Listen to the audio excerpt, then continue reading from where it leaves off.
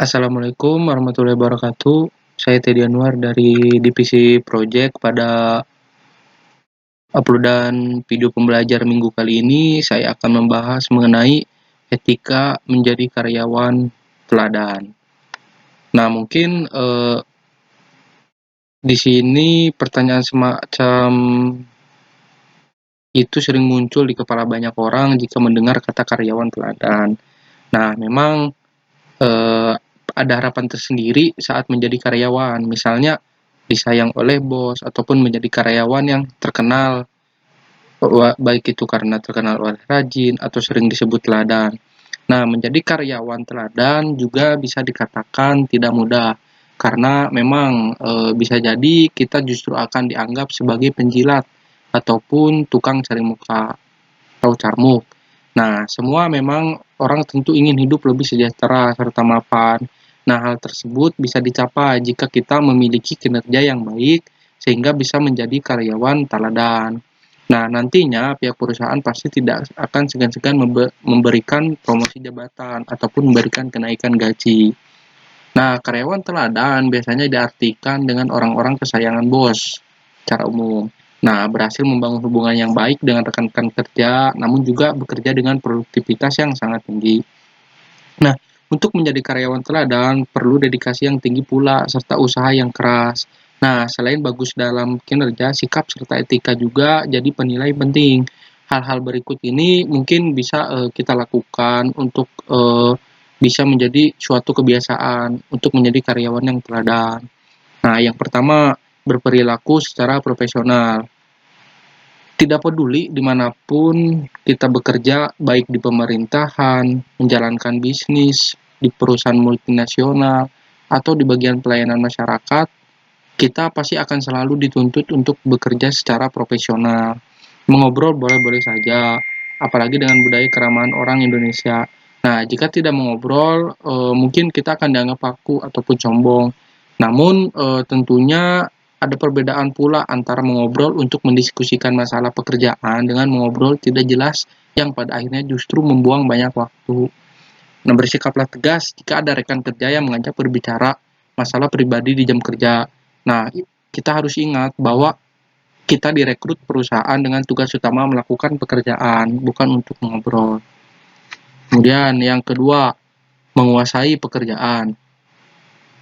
Kriteria karyawan teladan yang utama adalah harus benar-benar menguasai setiap tugas atau pekerjaan yang sudah diberikan.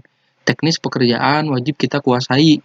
Baru setelah itu, kerjakan setiap tanggung jawab dengan sebaik-baiknya. Jangan memilih-milih pekerjaan. Adapun pekerjaan yang sudah diberikan, kerjakan itu semaksimal mungkin.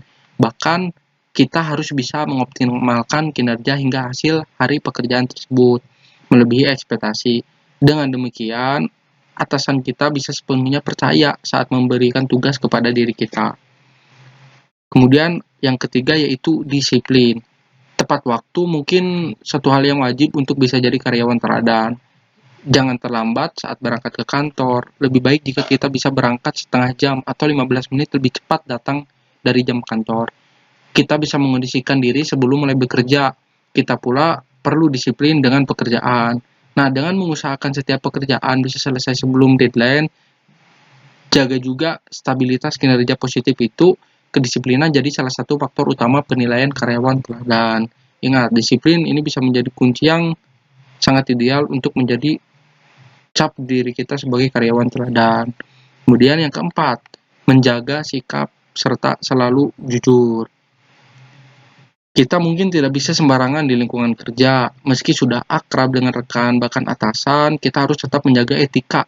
Bertingkah lakulah secara sopan dan tetaplah menghormati sesama rekan. Terlebih atasan, selain itu jangan jadi pembuai, apalagi berlaku curang di tempat kerja. Menjadi jujur supaya rekan kerja dan atasan bisa percaya terhadap Anda. Nah, di sini mungkin banyak sering terjadi apabila kondisi atasan kita itu umurnya tidak berbeda jauh terhadap diri kita. Kita terlalu akrab secara berlebihan, menganggap atasan kita sebagai teman. Nah, itu suatu hal yang salah. Itu harusnya kita harus tetap profesional dengan menjaga etika saat di lingkungan jam kerja. Mungkin kalau di luar jam kerja itu bisa berbeda lagi. Nah, kemudian yang kelima, yaitu jangan mudah baper dengan kritik. Lingkungan kerja memang cukup keras. Beberapa karyawan seringkali baper karena komentar ataupun kritik dari rekan kerja maupun atasan. Lingkungan kerja tensinya memang cukup tinggi. Kita harus pandai-pandai mengelola perasaan. Dengan alih-alih terlalu fokus dengan kebaperan, lebih baik optimalkan kinerja. Jika ada kritik, kita harus merenungkan kesalahan, kemudian diperbaiki. Jangan terlalu banyak menggerutu dan membuat pembenaran secara pribadi. Jika memang kita merasa tidak berbuat salah, tidak perlu banyak komplain. Tinggal jelaskan seperlunya, setelah itu buktikan saja dengan kestabilan kinerja yang positif. Nah, mungkin sekian cara supaya kita bisa menjadi karyawan teladan. Semoga bisa bermanfaat untuk teman-teman semua dan semangat. Terima kasih. Wassalamualaikum warahmatullahi wabarakatuh.